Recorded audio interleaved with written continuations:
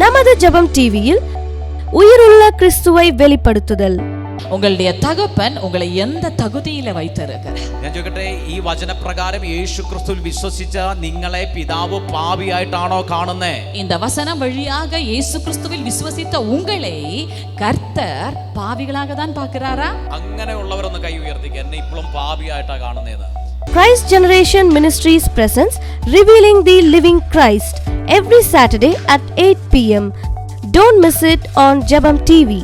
ഇന്ന് പകൽ യേശു ക്രിസ്തുവിൽ വിശ്വസിച്ചിട്ടും നിങ്ങൾ നീതീകരിക്കപ്പെട്ടില്ല എന്നുള്ള അനുഭവത്തിൽ നിങ്ങൾ മടങ്ങിപ്പോകരുത്. ஆமென். இப்படி கர்த்தராகிய இயேசு கிறிஸ்துவை நீங்கள் விசுவசித்தும் நான் நீதிமான் ஆக்கப்பட்டேனா இல்லையா என்ற சந்தேகத்தோடு கூட நீங்க திரும்பி வீட்டுக்கு போக கூடாது. ഈസിയായി ദൈവത്തിന്റെ നീതിയെ നിങ്ങളുടെ കരത്തിൽ തന്നിട്ടും ഇത് പ്രാപിക്കാതെ ഇന്ന് പകൽ നിങ്ങൾ മടങ്ങിപ്പോകരുത്. இவ்வளவு ஈஸியாக கர்த்தருடைய நீதியை உங்கள் மேல் வைத்தும் இதை பெற்றுக்கொள்ளாம இதை குறித்து புரிந்து கொள்ளாம நீங்க திரும்பி வீட்டுக்கு போக கூடாது. ஹalleluya. ആമേൻ. യേശു ക്രിസ്തുവിൽ വിശ്വസിച്ചാൽ വിശ്വാസത്താൽ അത്ര നിങ്ങൾ നീതീകരിക്കപ്പെടുന്നത്. அது என்ன சொல்கிறது? கர்த்தராகிய இயேசு கிறிஸ்துவில் விசுவசித்தால் அந்த விசுவாசத்தினாலேயே நீங்கள் நீதிமான்களாக்கப்படுகிறீர்கள். അപ്പോൾ യേശു ക്രിസ്തുവിൽ വിശ്വസിച്ചാൽ ഞാൻ നീതീകരിക്കപ്പെടും. இயேசு கிறிஸ்துவில் விசுவசித்தால் நான் நீதிமானாக்கப்படுவேன். എന്താ അപ്പോൾ കർത്താവ് യേശു ക്രിസ്തുവിൽ വിശ്വസിക്കുന്നത്? அப்போ நாம் கர்த்தராகிய இயேசு கிறிஸ்துவில் என்ன விசுவாசத்தை வைக்கிறோம்? எதை விசுவாசிக்கிறோம்? 3-ാം അധ്യായം 24-ാമത്തെ വാക്യം പറയുന്നു. ரோமர்க்கேது நிருபம் 3-வது அதிகாரம் அதனுடைய 24-வது வசனம் விதமாக சொல்கிறது. ദൈവത്തിന്റെ കൃപയാൽ ക്രിസ്തുയേശുവിലെ വീണ്ടെടുപ്പ് മൂലം സൗജന്യമായി നീതീകരിക്കപ്പെടുന്നത്. ആമേൻ. വചനം என்ன சொல்கிறது? இலவசமாய் அவருடைய கிருபையினாலே கிறிஸ்து இயேசுவில் உள்ள மீட்பை கொண்டு நீதிமான்களாக்கப்பட்டிருக்கிறீர்கள். ഹല്ലേലൂയ. ഹല്ലേലൂയ. ആമേൻ. ഇവിടെ എന്താ പറയുന്നത്? യേശു ക്രിസ്തു നമ്മളെ വീണ്ടെടുത്തത് മൂലം, യേശു ക്രിസ്തുവിന്റെ വീണ്ടെടുപ്പിനാൽ സൗജന്യമായി നമ്മൾ നീതീകരിക്കപ്പെട്ടു. ആമേൻ. இந்த இடத்தில் சொல்கிறது என்னது? இயேசு கிறிஸ்துவில் உள்ள மீட்பை கொண்டு ஆமேன் நாம் இலவசமாகவே நீதிமான்களாக்கப்பட்டிருக்கிறோம். ഹല്ലേലൂയ. ആമേൻ. എനിക്ക് ഒരു സൗജന്യമായ നീതീകരണം ലഭിച്ചിരിക്കുക. അപ്പോൾ എനിക്ക് ഇലവസமாக ഒരു നീതി വന്നിരിക്കുന്നത്. എനിക്ക് ഫ്രീ ആയിട്ട് പിതാവ് ഈ ദൈവത്തിന്റെ നീതി എൻ്റെ മേൽ പകർന്നു തന്നിരിക്കുക. ഇലവസமாக പിതാവാனவர் என் மீது கிறிஸ்துவினுடைய நீதியை ഇത് தந்திருக்கிறார். പ്രാപിക്കാൻ ഞാൻ യോഗ്യനല്ല. இதை பெற்றுக்கொள்ள நான் தகுதி இல்லாதவன். എന്നാൽ യേശു ക്രിസ്തുവിന്റെ യോഗ്യത എന്നെ യോഗ്യനാക്കി മാറ്റി. ஆமென். ஆனால் இயேசு கிறிஸ்துவினுடைய தகுதி என்னை தகுதியுள்ளவனாக மாற்றிட்டு. ഹല്ലേലൂയ. ഹല്ലേലൂയ. ഇന്ന് ഞാൻ നീതീകരിക്കപ്പെട്ടെങ്കിൽ അത് എൻ്റെ കഴിവിനാലോ എൻ്റെ ഉപവാസത്തിനാലോ എൻ്റെ യോഗ്യതയാലല്ല, ക്രിസ്തുയേശുവിന്റെ യോഗ്യതയാലാ. ആമേൻ. ക്രിസ്തുയേശുവിന്റെ യോഗ്യതയാലാ ഞാൻ നീതീകരിക്കപ്പെട്ടിരിക്കുന്നത്. ஆமென். இன்றைக்கு நான் நீதிமான் ஆக்கப்பட்டிருக்கிறேன் என்று சொன்னால் அது என்னுடைய சொந்த கிரியையினாலோ சொந்த தகுதியினாலே ஒன்றுமல்ல, இயேசு கிறிஸ்துவினுடைய தகுதியினாலேயே நான் நீதிமான் ஆக்கப்பட்டிருக்கிறேன். ഹല്ലേലൂയ. അങ്ങനെയാണെങ്കിൽ നിങ്ങൾ അതൊന്ന് വാഗൊണ്ട് ഏറ്റുപറഞ്ഞേ. அப்படி என்று சொன்னால் உங்களுடைய வாயினால நீங்க அறிக்கை பண்ணிக்கொள்ளுங்க. അത് നിങ്ങൾ ഇന്ന് പകലൊന്ന് വിശ്വസിച്ചു തുടങ്ങിക്കേ. ஆமென். இந்த பிற்பகல் உங்களுடைய உள்ளத்தில் அதை நீங்க விசுவசிக்க ஆரம்பிங்க. യേശു ക്രിസ്തുവിന്റെ വീണ്ടെടുപ്പിനാൽ, இயேசு கிறிஸ்துவினுடைய மீட்பினாலே സൗജന്യമായി ഞാൻ നീതീകരിക്കപ്പെട്ടിരിക്കുന്നു എന്ന് പറഞ്ഞേ. இலவசமாய் நான் நீதிமானாக்கப்பட்டிருக்கிறேன். എല്ലാവരും വാ തുറന്നൊന്ന് ഡിക്ലെയർ ചെയ്തേ. வாய் திறந்து நீங்க அறிக்கை பண்ணுங்க. ഹല്ലേലൂയ. ഹല്ലേലൂയ. ഇത് ടോണി പാസ്റ്ററിന്റെ ഉപദേശമല്ല, പൗലോസ് റോമലേഖനത്തിനകത്ത് എഴുതിയിരിക്കുന്ന ദൈവത്തിന്റെ വചനമാണ്. இது டோனி பாஸ்டர் கண்டுபிடிச்ச உபதேசம் இல்ல, இல்ல வேத புத்தகத்துல இருந்து வசனம் வாசி தான் இத சொல்றா. ഹല്ലേലൂയ. ஹல்லேலூயா. ആമേൻ. വചനം നിങ്ങൾ കണ്ണു തുറന്ന് വായിച്ചാൽ നിങ്ങൾക്ക് ഇതിനകത്ത് ട്രൂത്ത് മനസ്സിലാകും. கண்களை திறந்து வசனத்தை நீங்க வாசித்தீங்கன்னு சொன்னா இந்த உண்மையை நீங்க புரிந்து ഇതുവരെ கொள்வீங்க. നിങ്ങൾ കേട്ടതിൽ നിന്നും വ്യത്യസ്തമായിട്ട് ഈ വചനം നിങ്ങൾക്ക് കാണുന്നുണ്ടായിരിക്കാം. ஆமென். ஒருவேளை கேட்டதுக்கு வித்தியாசமாக இந்த வசனம் உங்களுக்கு പക്ഷേ ഇന്ന് தோணலாம். പകൽ ഈ വചനത്തിൽ വിശ്വസിക്കാൻ കഴിയുന്നവർ ഒന്ന് കരമുയർത്തി പ്രൈസ് ചെയ്തേ. ஆனால் இந்த பிற்பகல் இந்த வசனத்தில் விசுவசிக்க முடிகிறவர்கள் கரங்களை உயர்த்தி ஸ்தோத்திரம் செய்யுங்கள். ഹല്ലേലൂയ. അങ്ങനെയുള്ളവർ ഒന്ന് ഡിക്ലെയർ ചെയ്തേ. ക്രിസ്തുവിന്റെ കൃപയാൽ, ക്രിസ്തുയേശുവിന്റെ വീണ്ടെടുപ്പിനാൽ സൗജന്യമായി ഞാൻ നീതീകരിക്കപ്പെട്ടിരിക്കുന്നു എന്ന് വാ തുറന്ന് പറഞ്ഞേ. அப்படி உள்ளவர்கள் வாய்களை திறந்து அறிக்கை பண்ணுங்க. இயேசு கிறிஸ்துவினுடைய மீட்பினாலே முற்றிலும் இலவசமாய் நான் நீதிமானாக்கப்பட்டேன். ഇത് പോരാ, ഈ ശബ്ദം പോരാ. അത് വിശ്വസിക്കുന്നവർ വാ തുറന്നൊന്ന് വിളിച്ചു പറഞ്ഞേ. ஓ, இந்த சத்தம் போதாது. விசுவசிக்கிறவர்கள் வாய்களை திறந்து உள்ளத்தின் ஆழத்தில் இருந்து சொல்லுங்க. இயேசு கிறிஸ்துவை பற்றி விசுவாசத்தினாலே அவருடைய மீட்பினாலே முற்றிலும் இலவசமாய் நான் மீட்கப்பட்டிருக்கிறேன். இருக்கிறேன். ஹalleluya. വാ തുറന്നു വിളിച്ചു പറഞ്ഞു, വാ തുറന്നു വിളിച്ചു പറഞ്ഞു. എല്ലാവരും വായ്കളെ திறந்து சொல்லுங்க, இயேசு கிறிஸ்துவை பற்றும் விசுவாசத்தினாலே நான் நீதிமானாக்கப்பட்டிருக்கிறேன். ஹalleluya. இயேசு கிறிஸ்துவினுடைய மீட்பினாலே முற்றிலும் இலவசமாய் நான் യേശുക്രിസ്തുവിന്റെ വീണ്ടെടുപ്പിനാൽ സൗജന്യമായി പറഞ്ഞേ, യേശുക്രിസ്തുവിന്റെ വീണ്ടെടുപ്പിനാൽ സൗജന്യമായി ഞാൻ നീതീകരിക്കപ്പെട്ടിരിക്കുന്നു. இயேசு கிறிஸ்துவினுடைய மீட்பினாலே கிருபையினாலே இலவசமாய் நான் நீதிமானாக்கப்பட்டேன். ഒന്ന് പറഞ്ഞതേ, നിങ്ങൾ വെറുതെ ഇരിക്കാതെ വാ തുറന്നൊന്ന് വിളിച്ചു പറഞ്ഞേ. ஆமென். நிர்மையா உட்காராம வாய்களை திறந்து சொல்லுங்க. ஆமென். நான் இயேசு கிறிஸ்துவினுடைய மீட்பினாலே முற்றிலும் അടുത്തിരിക്കുന്ന ആളൊന്ന് തട്ടി എഴുന്നേൽപ്പിച്ച് പറഞ്ഞേ, സൗജന്യമായി നീ നീതീകരിക്കപ്പെട്ടിരിക്കുന്നു. பக்கத்துல தவுள்ள நல்லா தட்டி அவங்களை எழுப்பிட்டு சொல்லுங்க. അടുത്തിരിക്കുന്ന ആളെ തന്നെ തട്ടി വിളിച്ചേ. ஆமென். பக்கத்துல உள்ளே തട്ടി எழுப்புங்க. ഹല്ലേലൂയ. നിങ്ങൾ സന്തോഷത്തോടെ പറഞ്ഞേ. എത്ര പേർക്ക് ഈ വചനം മനസ്സിലാകുന്നുണ്ട്? எத்தனை பேருக்கு இந்த வசனம் புரியுது? നിങ്ങൾ ഒരു ട്രൂത്ത് ഇന്ന് പകൽ അറിയുക ചെയ്യുന്നേ. ஆமென். இந்த பிற்பகல் நீங்க ஒரு சத்தியத்தை தான் அறிகிறீங்க. ഒരു സത്യം അറിയുക. நீங்க ஒரு சத்தியம் அறிகிறீர்கள். നിങ്ങൾ ഏത് പൊസിഷനിലാണ് നിങ്ങളുടെ പപ്പ ഗോഡ് വെച്ചിരിക്കുന്നത് എന്നുള്ള ട്രൂത്ത് നിങ്ങൾ അറിയുക. உங்களுடைய தகப்பனாகிய தேவன் உங்களை எந்த தகுதியில எந்த பதவியில வைத்திருக்கிறார் என்பதை நீங்க அறிகிறீங்க. ഹല്ലേലൂയ. ഹല്ലേലൂയ. ആമേൻ. ഇവിടെ 3 വയസ്സുള്ള കുഞ്ഞുങ്ങളുണ്ട്, 5 വയസ്സുള്ളവരുണ്ട്, 10 വയസ്സുള്ളവരുണ്ട്. അങ്ങനെ 60, 70, 80 വയസ്സുള്ളവർ ഇതിനകത്ത് കാണും. இதுல 3 வயசு, 5 வயசு, 10, 60, 80 வயசுக்கு மேற்பட்டவர்கள் கூட இதுக்குள்ள இருக்கலாம். പക്ഷേ ഈ പ്രായത്തിൽ നിങ്ങൾക്ക് അറിയാൻ കഴിഞ്ഞത് ഏറ്റവും വലിയ ഭാഗ്യമാണ്. ஆனால் இந்த வயதுல கூட இது அறிய முடிந்தது உங்களுக்கு எவ்வளவு பெரிய ஸ்லாக்கியம். നിങ്ങളുടെ പപ്പ ഗോഡ് നിങ്ങളെ ഏത് പദവിയില വെച്ചിരിക്കുന്നത്? உங்களுடைய தகப்பன் உங்களை எந்த தகுதியில வைத்திருக்கிறார்? ഞാൻ ചോദിക്കട്ടെ, ഈ വചനപ്രകാരം യേശുക്രിസ്തുവിൽ വിശ്വസിച്ച നിങ്ങളെ പിതാവ് പാപിയായിട്ടാണോ കാണുന്നേ? இந்த வசனம் வழியாக இயேசு கிறிஸ்துவில் விசுவசித்த உங்களை கர்த்தர் பாவிகளாக தான் பார்க்கிறாரா? പാപിയായിട്ടാണോ കാണുന്നേ? பாவியா தான் பார்க்கிறாரா?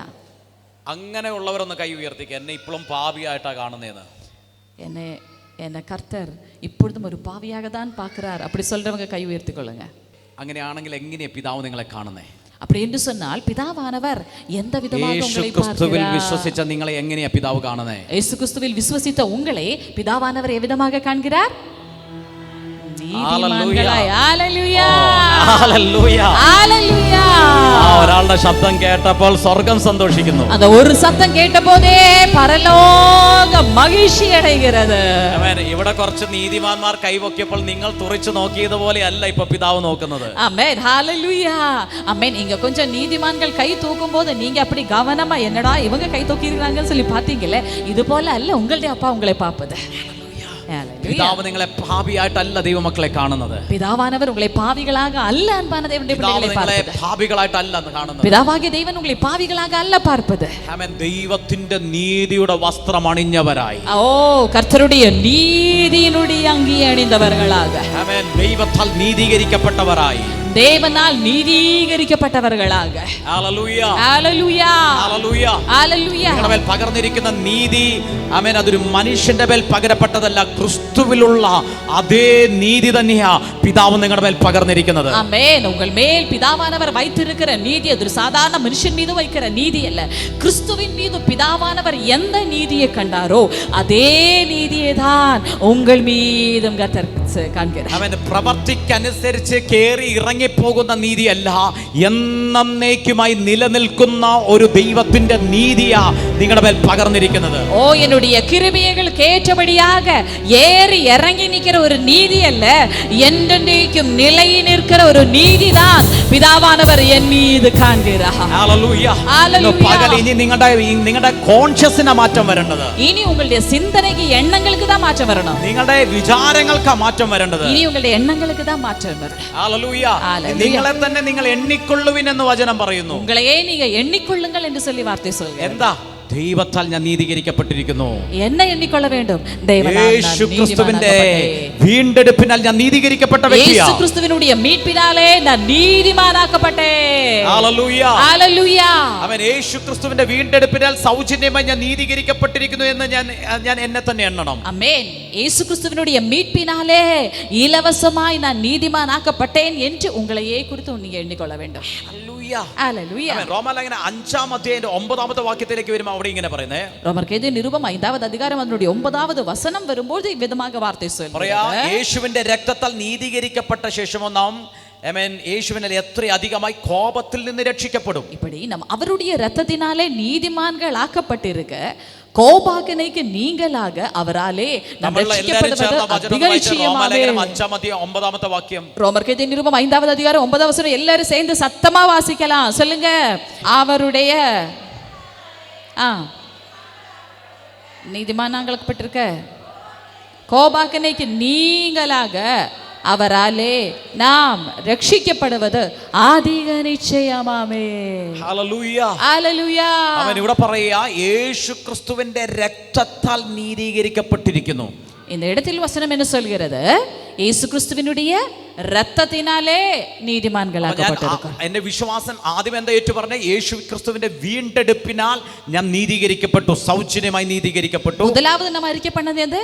இயேசு கிறிஸ்துவினுடைய വിശ്വാസത്തിനാലേ നാം നീതിമാൻകളാക്കപ്പെട്ടോം. അടുത്ത വാക്യം പറയുക, യേശുവിന്റെ രക്തത്താൽ, യേശു എനിക്ക് വേണ്ടി രക്തം ചിന്തിയതുകൊണ്ട്, യേശുവിന്റെ ശരീരത്തിൽ നിന്ന് രക്തം ചിന്തിയതുകൊണ്ട് ആ രക്തത്താൽ ഞാൻ നീതീകരിക്കപ്പെട്ടു. இப்பொழுது வசனம் என்ன சொல்கிறது? இயேசு கிறிஸ்து நம்முடைய சரீரத்தில் ரத்தம் சிந்தியதினாலே அந்த இரத்தத்தினால் நான் நீதிமானாக்கப்பட்டேன். ഹല്ലേലൂയ. എന്റെ വീണ്ടെടുപ്പ് വില എന്ന് പറയുന്നത് നശിച്ചു പോകുന്ന പൊന്നോ വെള്ളിയോ ഒന്നുമല്ല, യേശു ക്രിസ്തുവിന്റെ നിർമ്മലോ നിർദോഷ ആ രക്തമത്ര എന്റെ വീണ്ടെടുപ്പ് വിലയായി തീർന്നിരിക്കുന്നത്. ஆமென். ஹல்லேலூயா. உங்களுடைய மீட்பினுடைய விலைக்கிரயம் என்று சொல்கிறது அழிந்து போகிற பொருட்களாய் இருக்கிற பொன்னோ வெள்ளி இது எதுவுமே அல்ல, அழியாத மாசற்ற ஆட்டுக்குட்டியாய் இருக்கிற இயேசு கிறிஸ்துவினுடைய இரத்தம். അപ്പോ നിങ്ങൾക്ക് വില നൽകിയിരിക്കുന്നത് എന്താ? അത് യേശുവിന്റെ രക്തത്തിന്റെ വിലയാ. ആമേൻ. അപ്പോൾ ഉங்கள் മേൽ പിതാ കാൺகிற വില എന്ന് சொல்வது യേശു ക്രിസ്തുവിന്റെ രക്തത്തിനുடைய വില. ആമേൻ. ശാപത്തിൽ നിന്നും പാപത്തിൽ നിന്നും നിങ്ങളെ വീണ്ടെടുത്തിരിക്കുന്നത് ക്രിസ്തു യേശുവിന്റെ ജീവനെ പകർന്ന നിങ്ങളെ വീണ്ടെടുത്തിരിക്കുന്നത്. ആമേൻ. പാപത്തിലിരുന്ന് കർത്തർ ഉങ്ങളെ மீட்டுக்கொண்டு இருப்பது യേശു ക്രിസ്തുവിനുடைய ജീവൻ തന്നതാണ് നമ്മെ மீட்டிருக்கிறார். ഒന്നൊന്ന് പ്രൈസ് ചെയ്ത് പറഞ്ഞേ, യേശു ക്രിസ്തുവിന്റെ ജീവന്റെ വിലയാ ഇന്ന് ഞാൻ ഇവിടെ ഇരിക്കുന്നതിന് കാരണം. ആമേൻ. ഹല്ലേലൂയ. இந்த பிற்பகல் சொல்லுங்க, இயேசு கிறிஸ்துவினுடைய ജീവனுடைய விலைதான் இந்த இடத்தில் நான் அமர்ந்திருக்க காரணம். ഇതിനകത്ത് പാപികളായിട്ട് തോന്നുന്നവരുണ്ടോ? നിങ്ങൾക്ക് വേണ്ടി ജീവനെ യാഗമായി തന്ന യേശു നിങ്ങളെ വീണ്ടെടുത്തിരിക്കുന്നത്. இதுக்குள் பாவிகள் என்று சொல்லி யாராவது இருக்கிறீர்கள் என்று சொன்னால், ஆமென், இயேசு கிறிஸ்துவினுடைய ஜீவன் கொடுத்த அவருடைய இரத்தம் தான் உங்களுடைய பாவ மன்னிப்புக்காக அவர் கொடுத்தார். ഇപ്പോൾ പിതാവ് നോക്കുന്ന നിങ്ങളുടെ പ്രവൃത്തിയെ അല്ല, മറിച്ച് പിതാവ് നോക്കുന്നത് യേശുവിന്റെ പ്രവൃത്തിയാ.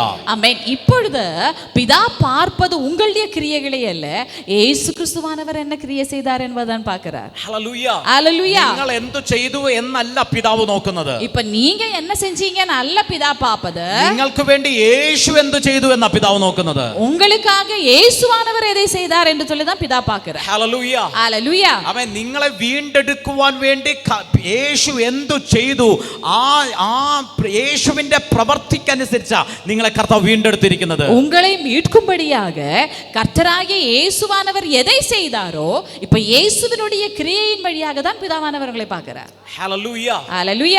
ആമേൻ. ആമേൻ. എന്തെങ്കിലും പിതാവ് നിങ്ങൾക്ക് നൽകുന്നുണ്ടെങ്കിൽ അതിപ്പോൾ നിങ്ങളുടെ ക്വാളിറ്റി നോക്കിയിട്ടോ നിങ്ങളുടെ യോഗ്യത നോക്കിയിട്ടോ നിങ്ങളുടെ പ്രവൃത്തി നോക്കിയിട്ടോ അല്ല, യേശു ക്രിസ്തുവിന്റെ യോഗ്യതയല്ല, യേശു ക്രിസ്തുവിന്റെ യോഗ്യതയ്ക്കൊത്തവണ്ണമാ, യേശു ക്രിസ്തുവിന്റെ പ്രവൃത്തിക്കൊത്തവണ്ണമാ പിതാവ് നിങ്ങളുടെ മേൽ പകർന്നു തരുന്നത്. ஹல்லேலூயா. இப்பொழுது பிதாவானவர் உங்கள் மீது ஏதாவது பகிர்கிறார், ஏதாவது தருகிறார் என்று சொன்னால், உங்களுடைய தகுதி, நீங்கள் எவ்வளவு சிறந்தவர்கள் இதையெல்லாம் பார்த்தல்ல, இயேசு கிறிஸ்துவினுடைய தகுதி எப்பாற்பட்டதா இருக்கிறதோ அதனுடைய அடிப்படையில் தான் உங்கள் மேல பகிர்கிறார். ഹല്ലേലൂയ. ഹല്ലേലൂയ. യേശു ക്രിസ്തുവിന്റെ വീണ്ടെടുപ്പിനാൽ ഞാൻ നീതീകരിക്കപ്പെട്ടിരിക്കുന്നു. சொல்லுங்க, இயேசு கிறிஸ்துவினுடைய மீட்பினாலே நான் நீதிமானாக்கப்பட்டேன். യേശു ക്രിസ്തുവിന്റെ രക്തത്താൽ ഞാൻ നീതീകരിക്കപ്പെട്ടിരിക്കുന്നു. இயேசு கிறிஸ்துவினுடைய இரத்தத்தினால் நான் நீதிமானாக்கப்பட்டேன். ആമേൻ. റോമാലേഖനം 5-ാം 19-ാമത്തെ വാക്യം നിങ്ങളൊന്ന് വായിച്ചേ. ரோமர்க்கெழுதிய நிருபம் 5வது அதிகாரம் அதனுடைய 19வது வசனம் வாசிக்கலாம். ഏകന്റെ അനുസരണക്കേടിനാൽ അനേക പാപികളായി തീർന്നതുപോലെ ഏകന്റെ അനുസരണത്താൽ அநேகர் நீதிமான்மாராய் தீரும். அல்லேலூயா. இந்த இடத்தில் வசனம் என்ன சொல்லுது கேளுங்க. ஒரே மனுஷனுடைய கீழ்ப்படியாமையினாலே அநேகர் பாவிகள் ஆக்கப்பட்டது போலவே ஒரே மனுஷனுடைய கீழ்ப்படிதலினாலே அநேகர் நீதிமான்கள் ஆக்கப்படுவார். ஹல்லேலூயா. ஆமென். இங்க சொல்கிற அந்த ஒரே மனுஷன் யாரு? முதல்ல சொல்கிற ஒரே மனுஷனுடைய கீழ்ப்படியாமையினாலே என்று சொல்கிறது யாருடைய கீழ்ப்படியாமையினாலே? வெரி குட், நீங்க நல்ல பதில் சொல்றீங்க. அல்லேலூயா. அப்ப கவனிங்க, ஆதாமினுடைய கீழ்ப்படியாமையினாலே என்ன நடந்தது? யாரு பாவிகளா மாறுனீங்க? ஆதாம். ஹல்லேலூயா. கவனிங்க, நம்ம சொல்வோம் ஆதாமினுடைய கீழ்ப்படியாமையினாலே ஆதாமுக்கு என்ன வந்தது? ஆதாம் ஏதேன் தோட்டத்தை விட்டு வெளியேற்றப்பட்டான், அவனுடைய மகிமை இழந்து போனா, அவனுக்கு அந்த பிரச்சனை வந்தது, தேவனோடு இருக்கிற உறவு போனது, இதெல்லாம் நம்ம சொல்லுவோம்.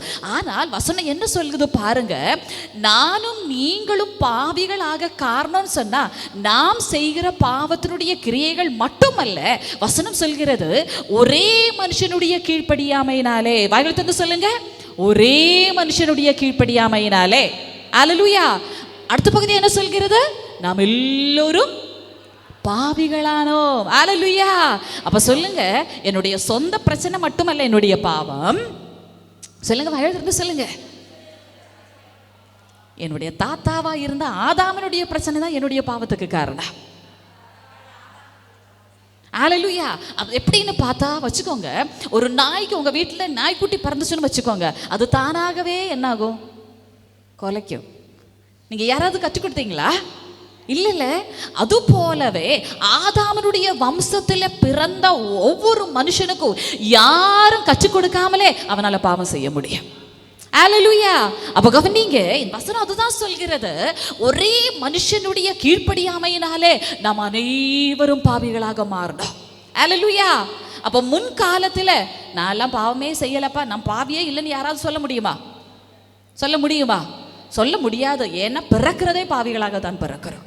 எந்த காரணத்தினாலே? ஆதாமினுடைய கீழ்ப்படியாமையினாலே. அல்லேலூயா.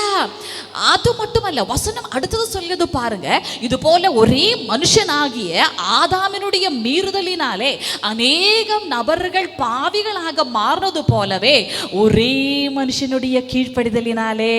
அல்லேலூயா. அது யாரை குறித்து வசனம் சொல்கிறது? சொல்லுங்க, கர்த்தராகிய இயேசுவானவர். அல்லேலூயா. சொல்லுங்க, யாருடைய கீழ்ப்படிதலினாலே? சொல்லுங்க, கர்த்தராகிய இயேசு கிறிஸ்துவினுடைய கீழ்ப்படிதலினாலே. அல்லேலூயா. வசனம் என்ன சொல்கிறது? ஒரே மனுஷனுடைய கீழ்ப்படிதலினாலே நாம் அனைவரும் நீதிமான்களாக்கப்படுகிறோம். அல்லேலூயா. சொல்லுங்க, ஆமென். ஆமென். ஆதாமனுடைய மீறுதலினாலே பாவியானது போலவே என்னுடைய கர்த்தராகிய இயேசு கிறிஸ்து என்ற ஒரே மனுஷன் கீழ்ப்படிந்ததினாலே நான் நீதிமானாக்கப்பட்டிருக்கிறேன். அல்லேலூயா. அல்லேலூயா. அப்போ இந்த நாளில் நீங்கள் எதை விசுவசித்துக் கொள்ள வேண்டும்? நீங்க விசுவசிக்க வேண்டிய ரகசியம் காரியம் இதுதான். ஆமென். அல்லேலூயா. நான் ஒரு காலத்தில் ஆதாம் மூலமாக பாவியா இருந்தேன். ஒத்துக்கொள்றீங்களா? அப்படி என்று சொன்னால் இயேசு கிறிஸ்து என்ற ஒரே மனுஷனுடைய கீழ்ப்படினால நான் நீதிமான் இருக்கிறேன்னு சொல்லி எத்தனை பேர் ஒத்துக்கொள்றீங்க? அல்லேலூயா. அதை நீங்க ஒத்துக்கொள்றது போலவே இதை நீங்க ஒத்துக்கொண்டால் மட்டும்தான் நீதிமானுக்கு வருகிற சகல சுதந்திரங்களும் இந்த வேத புத்தகத்தில் எழுதியிருக்கு. பாத்தீங்களா? இதை பெற்றுக்கொள்ள நீங்க தகுதியுள்ளவர்களாக மாறுறீங்க. அல்லேலூயா. ஆமென். அல்லேலூயா. நீதிமான் செழிப்பான். உங்களால பெற்றுக்கொள்ள முடியுமா? உடனே பார்க்க கூடாது, ஐயோ நான் 9வது கட்டளையில கோட்டை விட்டுருக்கேன்னா இனி நடக்குமா நடக்காதா? இல்லை. ஆமென். நீங்க இதை விசுவசித்தால் விசுவாசத்தினாலே வருகிற நீதியானது இந்த வேத புத்தகத்தில் எழுதி இருக்கிற சகல வாக்குத்தத்தங்களையும் பெற்றுக்கொள்ள உங்களை பிதாவாகிய தேவனுக்கு முன்பாக பாத்திரவான்களாக மாற்றுகிறது. ஹல்லேலூயா. ஆமென். சபையில் இருக்கிற நீதிமான்கள் சேர்ந்து ஹல்லேலூயா சொல்லுங்க. ஹல்லேலூயா. எத்தனை பேர் கர்த்தராகிய இயேசு கிறிஸ்துவுக்கு நன்றி சொல்ல விரும்புறீங்க? சொல்லுங்க, இயேசுவே உம்முடைய மீட்பினாலே முற்றிலும் இலவசமாக நான் நீதிமானாக்கப்பட்டிருக்கிறேன். ஹல்லேலூயா. ஆமென். அன்பானவர்களே கவனிங்க, பழைய உடன்படியில எவ்வளவுக்கு அதிகமா ஒரு மனுஷன் முயற்சிப்பான் தெரியுமா? ஏன்னா எழுதப்பட்டதெல்லாம் என்ன பண்ணணும்? எனக்கு வரணும் இல்லையா? நீங்க உபாகமெல்லாம் வாசிச்சா தெரியும். ஆமென். 28வது அதிகாரத்துல வாலல்ல தலையா இருப்பேன், கீழாக்காமல் மேலாக்குவார், ஆமென், ஹalleluya. அப்படி ஆசீர்வாதங்களுக்கு மேல ஆசீர்வாதம் எழுதி வச்சிருக்கு. ஆனால் பெற்றுக்கொள்ளணும் சொன்னா அவன் என்ன பண்ணணும்? 1வது கட்டளை, 2வது கட்டளை, 3வது கட்டளை, 4வது கட்டளை. அப்படி 9 சிறந்தவனாய் 10வதுல விழுந்தாலும் அவனுக்கு மைனஸ் மார்க். ஹalleluya. இப்படி 10 பாஸ் பண்ண யாராவது இருக்கிறோமா? ஹalleluya. ஆனால் கர்த்தராகிய இயேசுவானவர் ஹalleluya பிதாவுக்கு முன்பதாக கீழ்ப்படிந்ததினாலே, இயேசு கிறிஸ்துவை விசுவசிக்கிற நான் இனி கட்டளைகளுக்கு கீழ்ப்படிவதனாலே அல்ல, இயேசு கிறிஸ்துவை விசுவசிப்பதனாலேயே இந்த நியாயப்பிரமாணம் சொல்கிற நீதியானது என் மீது வந்திருக்கிறது என்று வசனம் சொல்கிறது. ஹalleluya, ஹalleluya. அதுதான் ரோமருக்கு எழுதிய நிருபம் 8வது அதிகாரம் 3-4 வசனங்களை சொல்லும்போது வசனம் சொல்கிறது. ஆமென், ஹalleluya. ஆமென். நம் மாம்சத்திலே நமக்கு இருக்கிற பலவீனம் நிமித்தமாக பிதாவாகிய தேவன் தம்முடைய சொந்த குமாரனாகிய இயேசு கிறிஸ்துவை மாம்ச சரீர சாயலாக இந்த பூமிக்கு அனுப்பி, ஹalleluya, ஆமென், நமக்கு வர வேண்டிய சகல தண்டனையும் அந்த குமாரன் மீது செலுத்தினார். ஹalleluya. எப்படி நாம் நீதிமான்கள் ஆக்கப்பட்டோம் என்று கேட்டால், ஹalleluya, ஏற்கனவே நீதியும் செய்யல, நீதிமானுக்கு வர வேண்டிய எந்த தகுதிக்கும் நம்ம பாத்திரவான்கள் அல்ல. ஆனால் ஹalleluya கர்த்தராகிய இயேசுவானவர் இந்த பூமிக்கு வந்து ஒரு நீதிமான், பெர்ஃபெக்ட் நீதிமான் எவ்விதமாக வாழ வேண்டுமோ அதுபோல் அவர் பிதாவுக்கு முன்பதாக கீழ்ப்படிந்து நின்றதினாலே இன்றைக்கு கர்த்தராகிய இயேசு கிறிஸ்துவை விசுவசிக்கிற உங்கள் மீது ஆமென் முற்றிலும் இலவசமாக இந்த நீதி வெளிப்பட்டிருக்கிறது. ஹalleluya, ஹalleluya. இதை நீங்க விசுவசித்தீர்கள் என்று சொன்னால் ஆமென், ஹalleluya, உங்களுடைய வாழ்க்கைகள் மாறும். ஆமென், ஹalleluya. இனி பிதாவுக்கு முன்பதாக நிற்கும் போது ஐயோ கிடைக்குமா கிடைக்காதோன்ட்டு அல்ல, இல்லையா? நம்ம என்ன பார்த்தோம்? நீதிமானுடைய ஜெபம் கேட்கப்படும். ஹalleluya. அது சும்மா கேட்கப்படும் அல்ல, நீதிமானுடைய ஜெபம் அதிகமாக பலிக்கும். ஹalleluya. அப்படின்னு சொன்னா உங்களுடைய ஜெபம் கேட்கப்படுமா இல்லையா? கேட்கப்படுமா இல்லையா? ஹalleluya. நிச்சயமாக சொல்லுங்க, நம் பிதாவுக்கு முன்பதாக நீதிமானாக நிற்பதினாலே என்னுடைய ஜெபம் ஆமென், நான் பிள்ளையா இருக்கிற தேவனுடைய நீதிமானாய் இருக்கிற என்னுடைய ஜெபம் பிதாவினுடைய சமூகத்தில் நிச்சயமாக கேட்கப்படுகிறது. ஹalleluya, ஹalleluya. இதுவரைக்கும் நம்மட சிந்தனை என்னன்னு தெரியுமா? பாஸ்டர் சொன்னா கிடைக்கும், அவங்க இருக்கிறாங்களே அவங்க எப்பவுமே உபாசம் போட்டு ஜெபிக்கிறாங்க அதனால கிடைக்கும். ஹalleluya. நான் ஜெபித்தா இல்லை, அந்த சிந்தனை எத்தனை பேருக்கு இருக்குது? இருந்துச்சு. ஹalleluya. ஆனால் இந்த நாளில் சொல்லுங்க, பிதாவுக்கு முன்பதாக நான் நீதிமானாய் இருக்கிறேன். ஹalleluya. எத்தனை பேருக்கு உள்ளத்தின் ஆழத்திலிருந்து சொல்ல முடியும், என் கர்த்தருக்கு முன்பதாக நான் நீதிமானாய் இருக்கிறேன்? ஹalleluya. அப்படி என்று சொன்னால் நிச்சயமாகவே ஹalleluya எனக்கு நீதிமானுக்கு வருகிற எல்லா சுதந்திரமும் கிடைக்கும். ஹalleluya. அப்படி என்று சொன்னால் ரோமருக்கு எழுதிய நிருபம் ஆமென், ஹalleluya, அதனுடைய 3வது வசனத்தை கூட பார்க்க போகிறோம். வசனம் சொல்கிறது, மாம்சத்தினாலே, சேர்ந்து வாசிக்கலாம். ரோமருக்கு எழுதிய நிருபம் 8வது அதிகாரம் 3வது வசனம். அது எப்படி எனில், மாம்சத்தினாலே பலவீனமாயிருந்த நியாயப்பிரமாணம் செய்யக்கூடாததை தேவனே செய்யும்படிக்கு தம்முடைய குமாரனை பாவ மாம்சத்தின் சாயலாகவும் பாவத்தை போக்கும் பலியாகவும் அனுப்பி மாம்சத்திலே பாவத்தை ஆக்கினைக்குள்ளாக தீர்த்தார். ஹalleluya. இப்ப கவனிங்க, நீதிமானுக்கு வர வேண்டிய சுதந்திரங்களும் ஆசீர்வாதங்கள் எல்லாம் ஒரு சைடுல எழுதி வச்சிருக்குது. ஒரு சைடுல என்ன இருக்குது? நியாயப்பிரமாணம் இருந்துச்சு இல்லையா? நியாயப்பிரமாணத்துக்கிட்ட போகும்போது நியாயப்பிரமாணம் என்ன சொல்லும்? 430 இருக்கிற இது ஃபுல்லா நீ கடைப்பிடித்து வந்தா உனக்கு என்ன கிடைக்கும்? உனக்கு இந்த முழு ஆசீர்வாதங்களும் கிடைக்கும். நம்ம என்ன பண்றோம்? முயற்சிக்கிறோம். ஆனால் மாம்சத்தில் இருக்கிற மனுஷர்களால என்ன பண்ணுகிறோம்?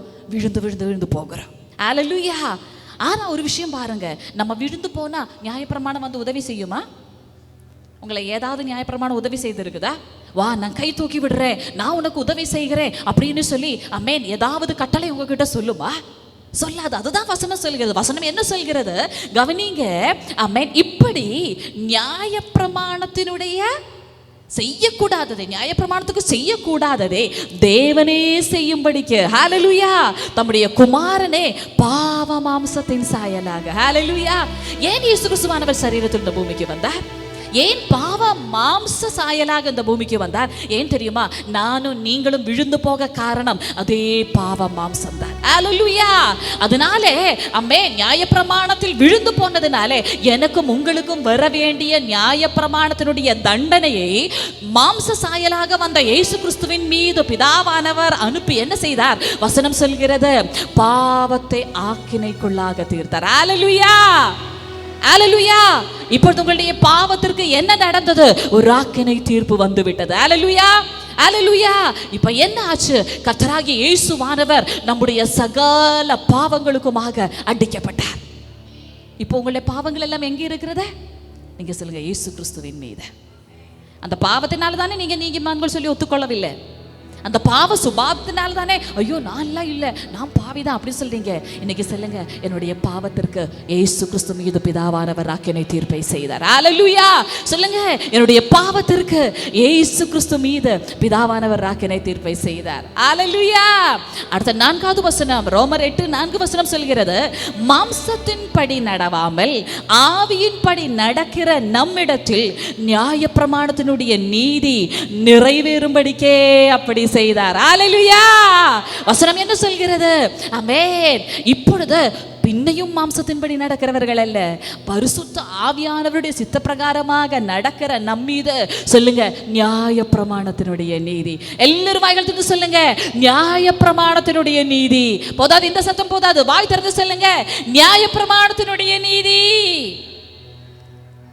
கேட்கல?